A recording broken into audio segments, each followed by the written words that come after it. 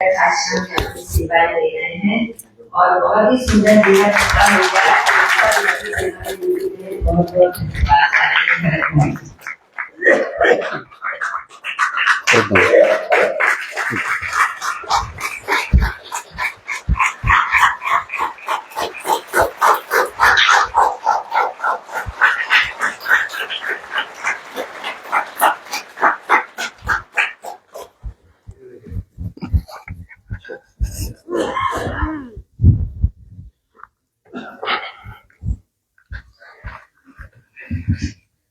सभी को राम राम।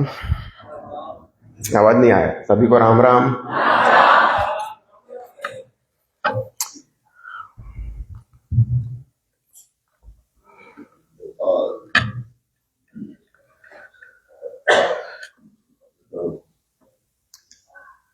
आदरणीय वरिष्ठगण, उपस्थित सभी पुण्यशाली आत्मा, जैसा अभी अमोल भाई साहब ने बताया कि हम सब पुण्यशाली है इसलिए यहाँ आए हैं।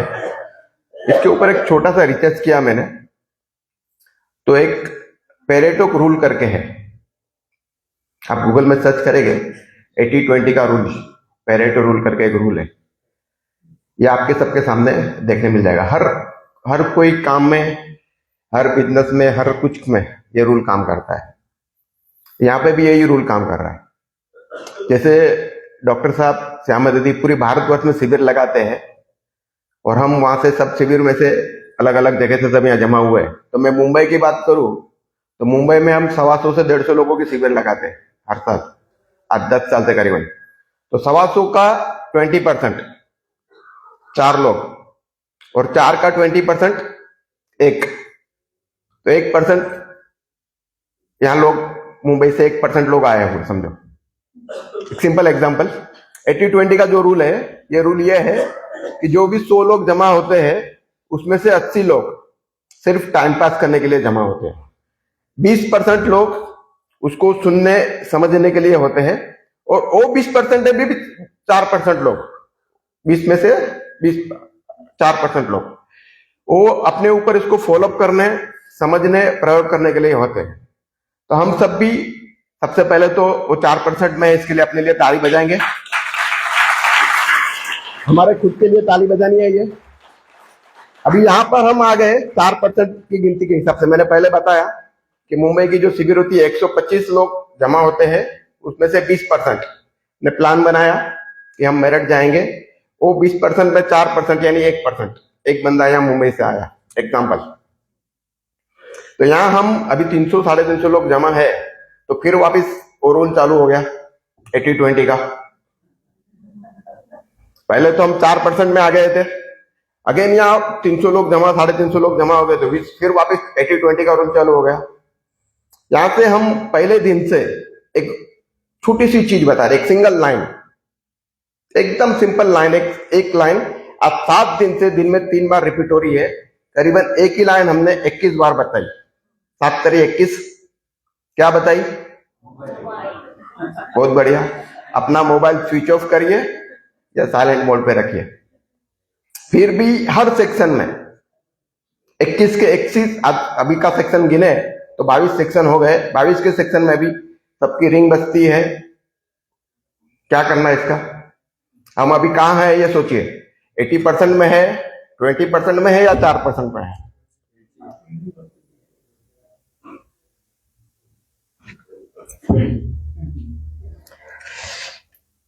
तो इस पर हमें जरा सोचना पड़ेगा। मैं आदरणीय दीदी से एक नम्र निवेदन करना चाहूंगा कि अगला जो भी ऐसा प्रोग्राम हो नवरात्रि का, तो मेरठ आश्रम में गेट पर जैसे बंदे आते हैं, काउंटर पे वॉचमैन के पास ही मोबाइल जमा करा दो, और जब वो वापस जाएगा शिविर खत्म होने के बाद, तभी उनको 8 दिन के बाद ही मोबाइल दो वापस। एक नम्र निवेदन है मेरा।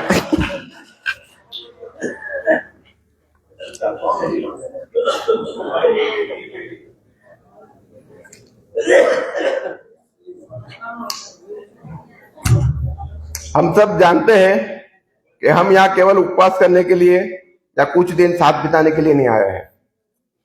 हम यहाँ आए हैं स्वास्थ्य, साधना और आत्म जागृति के उस मार्ग पर फिर से स्मरण करने के लिए, जिसे हम वर्षों से तप, सेवा, सुमिरन और समर्पण के रूप में अपनाते आए हैं। यहाँ जो भी सब साधक आया है, ये पिछले कुछ न कुछ शिविर करके ही आया है। कोई 1 शिविर, कोई 5 शिविर, कोई 10 शिविर करके यहाँ आया हुआ है। हम अक्सर सुनते आते हैं, अभी भी अमूल भाई साहब ने बताया, पहला सुख निरोगी काया। यह केवल एक कहावत नहीं है, बल्कि यह जीवन जीने का सबसे बड़ा सत्य है। यदि यह शरीर स्वस्थ है, मन शांत है, आत्मा प्रसन्न है, तो ही हम जीवन में हर परिस्थिति को सहज बना सकते हैं। परंतु यदि शरीर रोगों से घिर जाए, मन तनाव से भर जाए, तो संसार की सारी सुविधा भी आनंद नहीं दे पाती है। जैसे अमूल भाई साहब ने बताया कि मैं एक स्लोगन मैंने एक तैयार किया है, मेरा स्वास्थ्य मेरी जिम्मेदारी।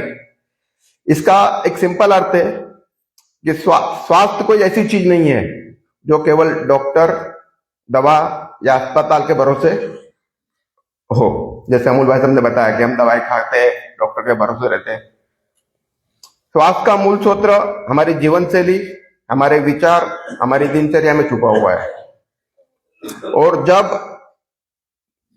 एक व्यक्ति यह समझ लेता है कि स्वास्थ्य की चाबी मेरे हाथ में ही है, तो वास्तविक परिवर्तन शुरू हो जाता है। आज हम इस समय में जी रहे हैं, इस सुविधा में इतनी सुविधा बढ़ गई है, लेकिन स्वास्थ्य लगातार गिरता जा रहा है। पहले के समय में लोग अधिक श्रम करते थे, सादा भोजन करते थे, प्रकृति के साथ तालमेल में जीते थे। आज की स्थिति उल्टी हो गई है।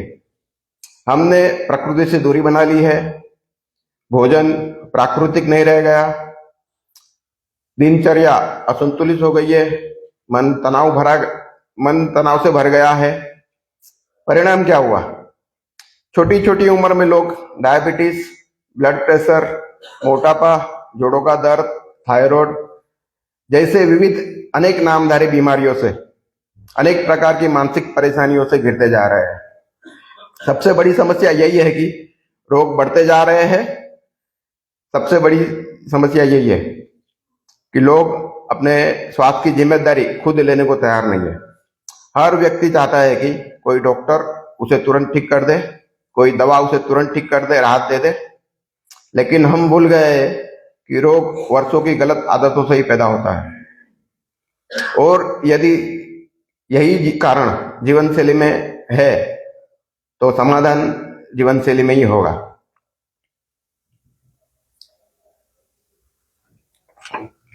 जैसे हम सब जुड़े हैं इस साधना से, कोई बीमार होकर, कोई कुछ होकर, कुछ न कुछ कैसे कैसे आए, मैं यहाँ आए, वैसे मैं भी इस साधना में जुड़ने से पहले बहुत बीमार था। 1997 में स्विमिंग सिखाते वक्त मैं स्विमिंग टीचर था और मेरा इंटीरियर डिजाइनर का बिजनेस था, घर का जो फर्नीचर होता है उसका। 1997 में एक छोटा सा स्विमिंग पूल में एक्सीडेंट हुआ था और मेरी रीढ़ की हड्डी में L3, L4 की जो गद्दी रहती है उसमें एक चोट आ गई थी हल्की सी, और 15 दिन बेड रेस्ट हुआ था। 3 टेबलेट से मेरी दवाई चालू हुई थी, एसिडिटी, पेन किलर और एक मल्टीविटामिन। पेन किलर के साथ एसिडिटी की दवा डॉक्टर साथ में फ्री ही देते हैं, पेन किलर खा रहे तो एसिडिटी तो खानी पड़ेगी बोली, और एक मल्टीविटामिन दी थी। 15 दिन में कोई आराम नहीं मिला, काम का भी टेंशन ज्यादा रहता था, बड़े बड़े लोगों से साथ में उठना बैठना और काम करना था मेरा। Ambani group, Bajaj group, Khetan group जैसे, कोठारी ग्रुप। तो काम की मीटिंग के चक्कर में डॉक्टर के पास जाते थे और यही बोलता था कि डॉक्टर साहब आराम नहीं मिल रहा है, कोई हेवी डोज दीजिए, जल्दी राहत हो जाए, कल मीटिंग है, परसों ये है, परसों वो है। दवाई के डोज बढ़ते गए और साइड इफेक्ट से, जो छोटी सी हल्की सी गलती की वजह से जो एक्सीडेंट हुई थी, जो बीमारी के नाम आप सब जानते हो, ये सारी बीमारियां मुझे हो गई थी। करीबन 15 साल मैंने मेरी लाइफ के खराब कर दिए। 15 साल में पिछले 1.5-2 साल तो ऐसा कंडीशन था कि मैं अपने हिसाब से करवट भी नहीं बदल सकता था। रोज की 50-50 गोलियां खा रहा था। रात को नींद के लिए ट्राइका 0.5 से दवाई चालू हुई थी, सिंगल टेबलेट। तो ट्राइका 25, 50, 100 दो टेबलेट तो डॉक्टर ने लिख के देते थे कि 2 टेबलेट तो लेनी है, और 2-3 टेबलेट में मेरे हिसाब से खाता था, फिर भी 2 घंटा 3 घंटा नहीं लाती थी। गुस्सा इतना ज्यादा था कि किसी ने पूछ लिया तबीयत कैसी है, तो जवाब देने के पहले हाथ उठता था कि मैं बुलाने की कोशिश कर रहा हूं, आप आके खुदड़ रहे हो, मेरे घाव ताजा कर रहे हो। मुंबई में आसापारक हॉस्पिटल, सांता क्रूज में आसापारक हॉस्पिटल का घर जवाई था। जैसे घर में जवाई आते हैं तो हम रूम एक खाली कर देते हैं, वैसे मेरे लिए आसापारक हॉस्पिटल के अंदर रूम खाली होता था। अगर कोई पेशेंट भी मेरे रूम में था 303 नंबर या 305 नंबर के रूम में, तो रूम खाली कराते थे, उनको बताते थे कि आज का दिन का आपका भाड़ा भी नहीं लेंगे, आज आपकी पूरी ट्रीटमेंट फ्री। ट्रस्टी आए, उनको रूम देनी पड़ेगी, क्योंकि उनको मालूम था कि भरत सोलंकी एक बार अगर हॉस्पिटल में आ गया तो 20-25 दिन के पहले बाहर निकलने वाला नहीं है। और हर 3 महीने 4 महीने में बिना नोटिस दिए हॉस्पिटल में एडमिट हो जाता था। फैमिली को भी कोई सूचना नहीं, कुछ नहीं, से बात करते करते गिर गया, सीधा उठा के हॉस्पिटल में एडमिट होगा तो 20-25 दिन रहना ही रहना है वहां। आप सब भी हॉस्पिटल में एडमिट होते होगे या किसी को मिलने गए होगे तो देखा होगा कि जो हॉस्पिटल में बंदा एडमिट होता है, यानी मैं जो एडमिट होता था, ये तो एकदम टेस्ट मजे से रहता था। एसी रूम, मस्त गद्दा, जो चाहिए वो बेल दबाओ, नर्स हाजिर, प्यून हाजिर, डॉक्टर हाजिर, फैमिली मेंबर हाजिर, ये नहीं वो खाना है, ये खाना है, वो खाना है। पर जो साथ में रहते थे उनकी कंडीशन क्या होती थी? आईसीयू में अगर एडमिट है कोई पेशेंट, तो उनको बाहर, बहुत सी सारी हॉस्पिटल में उनको बाहर बैठने के लिए भी व्यवस्था नहीं होती है। ये कंडीशन में मैंने 15 साल निकाला। कभी कभी तो ये होता था कि मैं हॉस्पिटल में एडमिट होता हूं तो मेरे तो परेशान होता ही होता हूं, मेरे से ज्यादा मेरी फैमिली के मेंबर, जिसकी 24 घंटे ड्यूटी लगी है, वो परेशान होते हैं। तो ये सोच के 3 बार करीबन आत्महत्या करने की कोशिश भी की, और बच गया। पता नहीं क्या भगवान ने लिखा था नसीब में, तो बच जाता था। कश्मीर से कन्याकुमारी तक जहां जहां जिसने जिसने बताया वहां वहां भागा था। और आखिर में डॉक्टर, एक कंडीशन यह आई कि डॉक्टर ने बता दिया था, लास्ट मेरी एंडोस्कोपी कोलोनोस्कोपी हुई थी तभी, कि अंदर आपकी अगर टेबलेट कम नहीं हुई, आपको कुछ आराम नहीं मिला, तो यहां से लेके पूरा पार्ट निकाल देना पड़ेगा। अंदर सब सड़ने की कंडीशन हो चुकी है, गले से नली डालेंगे और आपका खाना पीना वहीं से जाएगा नली से, और मुश्किल से 4-5 महीना जिंदा रह पाओगे। ऑपरेशन करेंगे तो शायद 2-3 साल रह सकते हो, बाकी मुश्किल है। तो ये कंडीशन में मैंने मेरा घर बार गाड़ी घोड़ा सब बेचकर 18 से 22 लाख रुपया जमा करने की कोशिश की थी। ऑपरेशन का खर्चा 16 लाख रुपया जमा हुए थे, और ऑपरेशन करने के लिए तैयारी करने ही हो ही चुकी थी, समझो कि ऑपरेशन करेंगे, जो होगा वो देखा जाएगा। 84 से बिजनेस में लगा था, तब से जो ये कमाया धमाया था, ये 97 का एक्सीडेंट और 12-15 साल के बाद 2010 के आसपास जितना मैंने कमाया था वो पूरा मेरे सामने जमा कर दिया था मैंने। और फैमिली को जो परेशानी दी थी वो तो बोनस था। ऑपरेशन कराने के लिए, जैसे हम सब जानते हैं कि 2 डॉक्टर 4 डॉक्टर का ओपिनियन भी लेते हैं, तो वैसे भी मैंने बहुत सारे डॉक्टर के ओपिनियन लिए थे। तो उसमें से डॉक्टर वो रीढ़ की हड्डी का डेमो दिखाते थे कि यह आपकी रीढ़ की हड्डी है ऐसी, इसमें ये खराब है आपका, इसको हम और डैमेज करेंगे, अंदर शुरू करेंगे, ड्रिलिंग करेंगे, ज्यादा खराब करेंगे। अगर इसमें से कोई एक बारीक नस भी दब गई तो आपको पैरालिसिस हो सकता है, लकवा हो सकता है, और ज्यादा तबियत खराब भी हो सकती है। 40% चांस कम है, 40% ही चांस है, 60% चांस नहीं है। फिर भी मरता क्या ना करता, पैसा डाल के ऑपरेशन करने को भी तैयार था। ऑपरेशन कराने के लिए सब करूं, उसके 2 से 3 दिन पहले मुझे ये तप सेवा सुमिरन की साधना मिली। आस पड़ोस में जो रहते थे उसमें से कोई भाई साहब, हमारे पड़ोसी को कोई रिलेशन वाले, तब से 1 की शिविर वगैरह करके आए होगे, फॉलोअप करते होगे, और काफी पड़ोस में ही थे तो पहचान वाले भी थे। तो लास्ट टाइम भी वो महीने 2 महीने पहले आए थे तो मैं उनको मिला नहीं था, तो हमेशा रहते थे तो मिलते हैं, बातचीत होती ही रहती है। तो ये टाइम भी आए, 2 दिन से थे तो दिखा नहीं। मैं तो पूछा उन्होंने, फैमिली उनके जहाँ आए थे उनको ही, कि भरत दिखना नहीं है, तो बोलता वो तो बहुत बीमार है, शायद लास्ट स्टेज पे। तो भाई साहब मेरे पास आए थे, बुजुर्ग आदमी, और उन्होंने मुझे बताने की कोशिश की, समझाने की कोशिश की थी कि कोई एक संस्था है जो बिना दवाई अपने सारी बदन की बीमारी कैसे रिवर्स हो सके, दूर कर सके, उसके ऊपर गाइडेंस देती है। आप ऑपरेशन कराने से पहले एक बार उसको सुन लो, समझ लो और फॉलोअप करो तो बढ़िया से बढ़िया रिजल्ट आपको भी मिल सकता है। तो मैंने ना कुछ सोचा ना कुछ समझा, सीधा उठा के वो लाफा मार दिया था वो चाचा को। बेवकूफ समझ के रखा है क्या? 15 साल से कश्मीर से कन्याकुमारी तक भागा हूं, रोज की 50-50 गोलियां तक पहुंच गया हूं और ठीक नहीं हुआ, और ये बोल रहे हो कि बिना दवाई आपको ठीक करने की बात समझाएंगे। वो चाचा 15-20 मिनट बाद वापिस आए थे, बुजुर्ग आदमी, दूसरी बार मारने का दिल नहीं किया। उन्होंने फिर समझाने की कोशिश की तो गाली गलौज करके भगा दिया था। 15 मिनट के बाद फिर आए थे, फिर माताजी ने भी बोला सुन तो लो तो ले बेटा, क्या बोलते हो। तो दिमाग शांत करके उनको 15 से 20 मिनट सुना था, समझा, और करीबन 2 या 3 दिन के बाद ये तप सेवा सुमिरन का प्रोग्राम लगने वाला था नजदीक में, वो जाके अटेंड किया था।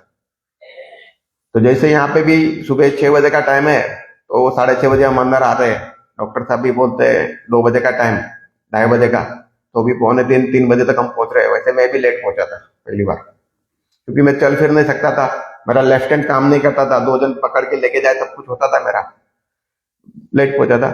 जैसे ही मैं अंदर पहुंच रहा था तो सबसे पहले डॉक्टर साहब अंदर हॉल में एंटर होता तो डॉक्टर साहब एक किताब बता रहे थे, भोजन में शक्ति नहीं है। तो मैं बोला कहां फंसा दिया, हमने तो आज तक यही सुना है कि सुबह का रास्ता राजा जैसा, दोपहर का भोजन राजकुमार जैसा, शाम का खाना भिखारी जैसा, डट डट के खाओ तो ही ताकत मिलेगी। और इसके पहले मेरी खाने पीने की बात करूं तो सुबह उठ के पटियाला ग्लास दूध, जो इतना गाढ़ा रबड़ी जैसा बन जाए कि चम्मच उसके अंदर बीच में खड़ी रहनी चाहिए।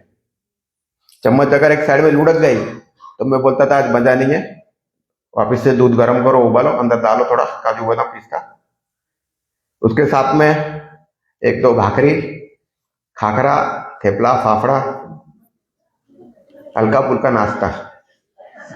दोपहर को 8-10 रोटी सब्जी, रोटी सब्जी, दाल चावल, अचार पापड़, और खाने के बाद 2-3 लड्डू है, मोहनथाल है, सुखड़ी है, ये मिठाई के पीस।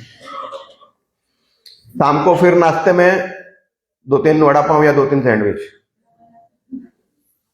और रात में फिर वापस पूर्ण भोजन, रोटी दाल चावल सब्जी, दोपहर से ज्यादा 8-10 रोटी सब्जी, और रात को भी वापस खाने में स्वीट चाहिए। स्वीट नहीं खाता तो लगता था कि खाना नहीं खाया। और इसमें भी अगर घर में खाने के, माता जी हमारे 10 लोगों का खाना बनाती थी, जॉइंट फैमिली थी तो 10 से 12 लोगों का खाना बनता था। इसमें भी सबसे खाने पहले मैं यार मेरे दद्दू साथ में बैठ गए, भिंडी की भरी हुई सब्जी बनी है, बैंगन का भरा हुआ सब्जी बना है, आलू प्याज की सब्जी बनी है, तो 10 लोगों को खाना हम 2 जन निपटा के खड़े हो जाते थे। इतना खाने पीने वाला बंदा, और शिविर में एंटर हो रहा हो तो पहले सबसे पहले लाइन सुनी, भोजन में शक्ति नहीं है। मैंने बोला ये कहां फंसा दिया, उनको लाफा मारा था, अच्छा किया था, दूसरी बार भी मार देता था तो और अच्छा होता था। चलो ठीक है, आ गया है तो बोला बैठो, एक सेक्शन सुनते हैं, क्या होता है देखा जाएगा, और नहीं समझ में आया तो घर पे एक सेक्शन खत्म करो, पहला ब्रेक पड़े तो भाग जाएंगे घर। सुना, अच्छा लगा, बातें सब गलत बता जा रही थी, पहली बार जो सुनेगा यही सोचेगा, मैंने भी यही सोचा सब गलत गलत बता रहे, बैठो चलो क्या क्या गलत बताते देखा जाए, दूसरा सेक्शन भी कर लेते, तीसरा भी करते। पूरा दिन सुना। बाद में जो लेक्चरर थे उनको प्रोग्राम खत्म होने के बाद जैसे हम सब मिलते हैं यहाँ पे भी, उनको मिला तो उन्होंने बताया कि एक 3 दिन फॉलोअप करके देखो, 8 दिन फॉलोअप करके देखो, कहाँ आपसे ज्यादा रुपये ले लिए हमने। 100-150 रुपये आपने रजिस्टर किया है वो, और एक एनिमा का डब्बा ज्यादा आपको हम सजेस्ट कर रहे हैं 150-200 रुपये का, ज्यादा तो कोई है नहीं, 2-5 लाख रुपए तो मांगा नहीं आपसे। 3 से 5 दिन फॉलोअप करके देखो, अगर रिजल्ट मिलता है तो आगे करना, नहीं तो छोड़ दो। जय श्री कृष्ण, राम राम। जो आपको ऑपरेशन कराना है 18-20 लाख बता रहे हो आप, डालो, भगवान को 2 पैसा, डॉक्टर का घर भरो। 3 दिन फॉलोअप किया, चौथे दिन सुबह फोन किया, वो भाई से नंबर लिया था, तो उन्हें बताया कि आप तो वो बड़े जोर शोर से कहते थे कि फर्क पड़ेगा फर्क पड़ेगा, मेरे को तो कोई रिजल्ट नहीं मिला। तो भाई साहब ने मेरी बात करने का टोन, जो हमारी आवाज होती है, वो पकड़ के मेरे को बताया कि जो आप पहले दिन मिले थे, आपका जो बात करने का टोन था और अभी जो फोन पे आपका टोन है, इससे हमें लग रहा है कि आपने 100% फॉलोअप करने की कोशिश तो की है, जितना किया हो आपको मालूम, पर आपको कुछ ना कुछ तो रिजल्ट मिला है, नहीं तो आप दोबारा फोन नहीं करते थे। तो मैंने बोला हाँ, मेरी जो हाइपर एसिडिटी थी, जिसके लिए मैंने 5 बार एंडोस्कोपी करवाई थी, और अभी जैसे मैंने बताया कि ऑपरेशन करके डॉक्टर ने निकालने बोल दिया था, उसमें मेरे को आराम मिल गया। तो उन्होंने बोला बहुत बढ़िया, करो आगे कंटिन्यू फॉलोअप। तो हर 3 दिन 4 दिन से फोन करता था। साधना, जो तब सेवा सुगरेंटी बताई जाती है, उस पर चलता था, फॉलोअप करता था। कुछ ना कुछ, जैसे डॉक्टर साहब बताते हैं कि बीमारी जो हमने जैसे जैसे स्टेप बाय स्टेप दवाई है, वैसे ही वो स्टेप बाय स्टेप बाहर निकलेगी। तो मुझे भी वैसे वैसे जैसे जैसे बीमारियां पूरी बाहर निकलती थी, वैसे मैं उनको फोन करता था, उनका गाइडेंस लेता था, फॉलोअप करता था। करीबन 3.5 से 4 महीने के शॉर्ट पीरियड में मेरा वजन 89 किलो से घटकर 52 किलो हो गया था। मेरी 15 से 20 दिन में जो हाथ, मेरा लेफ्ट हैंड काम करना कंप्लीट बंद था, डॉक्टर ने मना ही कर दिया था कि ये भी कभी ठीक नहीं हो सकता है। तो ये लेफ्ट हैंड के मूवमेंट थोड़ी आ गई थी, आज एकदम नॉर्मल है, 4 महीने के अंदर अंदर एकदम नॉर्मल हो गया था। तो ये फॉलोअप करके इतना बढ़िया रिजल्ट मिला था, तो एक बार सोचा कि जो डॉक्टर ने ऑपरेशन सजेस्ट किया था, ये वाकई में अंदर से भी ठीक हुआ है या खाली ऊपर ऊपर दिखावा, ये जैसे हम करते हैं, कोई सोडा बोतल की बोतल खोलते पैसा पावर रहता है ना, वैसा खाली पावर ही है या अंदर से भी कुछ ठीक हुआ है। तो वापिस से जो डॉक्टर ने ऑपरेशन के टाइम जो सब रिपोर्ट बताए थे, वो डायरेक्ट मेडिकल पैथोलॉजी में पहुंच गया था। वापिस से सब रिपोर्ट निकाले और पुरानी फाइल और नई फाइल लेके 4-4.5 महीने के बाद डॉक्टर के पास पहुंचा था, साथ में चेकबुक लेके। डॉक्टर के टेबल पे पुरानी फाइल रखी, सामने चेकबुक रखी। डॉक्टर साहब, आपने लास्ट टाइम 18 से 20 लाख का खर्चा बताया था, 16 लाख का हो गया है जमा।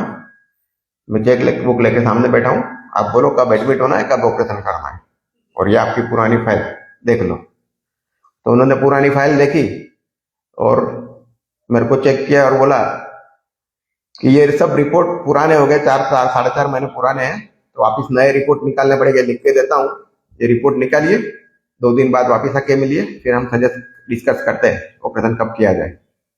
मेरे को सर मुझे पता था कि आप दोबारा रिपोर्ट मांगेंगे, तो ये मैं नई फाइल भी लेके आया हूँ।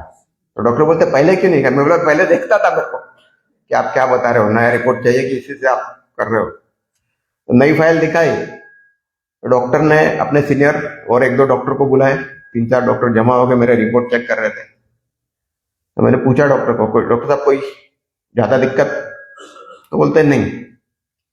डिस्कस करने के बाद मेरे को भी 15-20 मिनट हाथ ऊपर करो, नीचे करो, इधर सुई लगा, इधर ये वो सब चेक किया, और लास्ट डिसीजन ये लिया कि लास्ट टाइम हमने आपको जो ये स्टेरॉइड के जो हेवी डोज दे दिए थे, और जो दवाई आपको दी थी वो हेवी पावर की दी थी, उसके आपको काफी आराम पड़ा है, और फिलहाल कोई ऑपरेशन की जरूरत दिख नहीं रही है।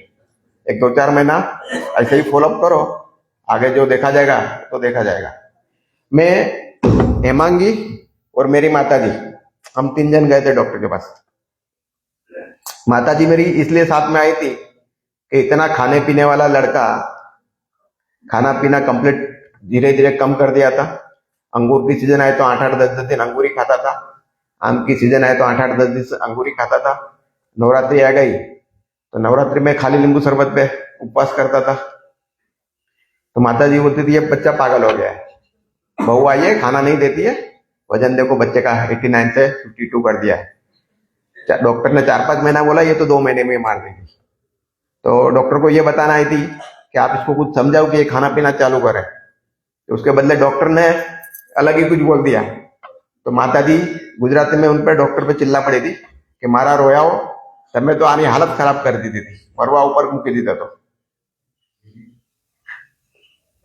और अभी ये स्वस्थ है। तो डॉक्टर ने पूछा मेरे को कि आपने क्या किया, इतना रिजल्ट मिला। हम एक बार किसी को लिख देते कि ऑपरेशन करना है तो करना ही होता है, 90% करना ही करना पड़ता है।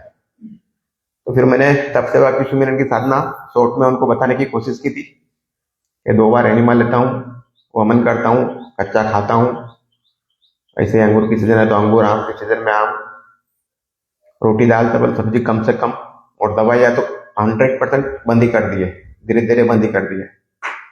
तो डॉक्टर ने उनकी असिस्टेंट को बोला कि एक लेटर टाइप करवाया था मेरी ये सब बात सुनने के बाद, और मुझे बताया कि आपकी रूम हम खाली कर रहे, आपको 8 दिन अंदर ऑब्जर्वेशन, अंदर निगरानी में रख रहे कि आप क्या कर रहे हो, हिसाब से करो, और क्या आपको फर्क पड़ता है ये हम देखेंगे हॉस्पिटल में रह के आपको रख के। और एक लेटर तैयार किया था, लेटर में लिखा गया था कि भरत सोलंकी डॉक्टर पैनल की या हॉस्पिटल से जो भी सजेस्ट की है वो एक भी बात फॉलोअप नहीं कर रहे, इनको कुछ हो गया तो हॉस्पिटल की या कोई डॉक्टर पैनल की जवाबदारी नहीं। और मुझे बोला कि ये पेपर पे एक साइन कर दीजिए और आपको हम 8 दिन फ्री ऑफ कॉस्ट रखेंगे। तो मैंने ऑन द स्पॉट पेपर पे साइन करके दे दी थी कि 15 साल पुरानी दिक्कत एक 4 महीने में छूटी है, दवाई का साथ 15 साल से जो था वो 4 महीने में छूट गया है, तब वापिस इसमें जुड़ना ही नहीं है डॉक्टर के भरोसे। तो ये एक छोटा सा एक्सपीरियंस था मेरा। इसके साथ साथ ये फॉलोअप करने से इतनी बड़ी बढ़िया रिजल्ट मिलते हैं, जैसे अमूल भाई साहब को सब यहाँ बताते ही है, बड़े बड़े वरिष्ठ साधकगण, डॉक्टर साहब है, श्यामा दीदी है, बाकी सब वरिष्ठ साधकगण भी। तो ये बातें मुझे एक ऐसा लगा कि भगवान अक्कल बांटते हैं। ये बात एक सुनी थी कहावत कि हम वो छन्नी लेके, होल होल वाली जो होती है ना, गेहूं चावल चालने वाली छन्नी लेके जाते हैं। तो ये मैं देख रहा हूं कि हम सब भी यहाँ छन्नी लेके आए हुए हैं। यहाँ से जो जो ज्ञान हमें परोसा जा रहा है, हम कहीं कोई मोबाइल में लगाए, कोई आपस में बात कर रहा है, कोई रूम के अंदर पड़ा है, 80% में हमारी कंडीशन है, 4% में तो हम अभी आए ही नहीं है। अपने अपने सिटी से जो यहाँ है तो 4% में थे, पर यहाँ आने के बाद वापिस 80% में पहुंच गए। तो कोशिश करें हम कहाँ हैं वहां से अपने 4% में आने की सेवा करें। सेवा पे 1-2 लाइन बोलना चाहूंगा। सेवा मनुष्य को भीतर से हल्का बनाती है। जब हम केवल अपने बारे में ही सोचते हैं तो मन में तनाव, चिंता, असंतोष बढ़ जाता है। लेकिन जब आप सेवा के भाव से जीते हैं तो मन स्वतः शांत और प्रसन्न हो जाता है। और याद रखिए, शांत मन से ही शरीर, शांत मन ही स्वस्थ शरीर की सबसे बड़ी दवा है। तो मैंने अखिलेश जी का एक सेवा के ऊपर, अखिलेश जी का एक लेक्चर सुना था, आप लोग ने भी शायद दिखाया गया पहले या दूसरे दिन में, जिसमें अखिलेश जी बताते हैं कि महीने में 3 दिन सेवा देने आश्रम में पधारो। तो मैंने भी जब ये पहली बार लेक्चर सुना तो आश्रम में फोन किया था श्यामा दीदी को कि दीदी मैं भी आश्रम में सेवा देने आना चाहता हूँ महीने में 3 दिन, पर हर महीने 3 दिन नहीं आऊंगा, 12 महीने के 36 दिन होते हैं, एक ही बार आऊंगा, 12 महीने की 36 दिन की सेवा आश्रम में आऊंगा और देने की कोशिश करूंगा, 40 दिन, 45 दिन, 30 दिन जो भी रह सकता हूँ। तो परमिशन दी, तब से यहाँ सेवा देने आते हैं, कोशिश करते हैं जो सेवा मिल सके देते हैं, देने की। सुमिरन का अर्थ है अपने भीतर की चेतना को से जुड़ना। जब हम ध्यान करते हैं, प्रार्थना करते हैं तो मन की अशांति को धीरे धीरे शांत होने लगती है। और दुनिया में जितने भी मानसिक रोग बढ़ रहे हैं, इनका मुख्य कारण ही मन की बेचैनी है। हाँ, 1 मिनट और लूंगा तेरी। हमारा मन ऐसा है, आज नहीं कल, कल नहीं परसों, अभी नहीं बाद में, उसमें अटका पड़ा है। अंतिम संदेश ये देना चाहूंगा कि यदि हम स्वस्थ समाज बनाना चाहते हैं तो जैसे अमूल भाई साहब ने बताया, मेरा सूत्र मेरा स्वास्थ्य मेरी जवाबदारी, हमें सबसे पहले अपने ऊपर ही शुरुआत करनी पड़ेगी। और डॉक्टर साहब ने और श्यामल जी ने बताया लेक्चर में कि हमें कोई समाज सुधारने की व्यवस्था नहीं करनी है, जवाबदारी नहीं लेनी है। हमने सिर्फ अपने आप को सुधार दिया तो समाज में से एक व्यक्ति तो सुधरेगा, इसके ऊपर जोर देना है। मुझे यह सेवा करने के लिए, बोलने का मौका दिया, उसके लिए धन्यवाद। आप सबने शांति से सुना, उसके लिए आप सबका भी धन्यवाद। धन्यवाद।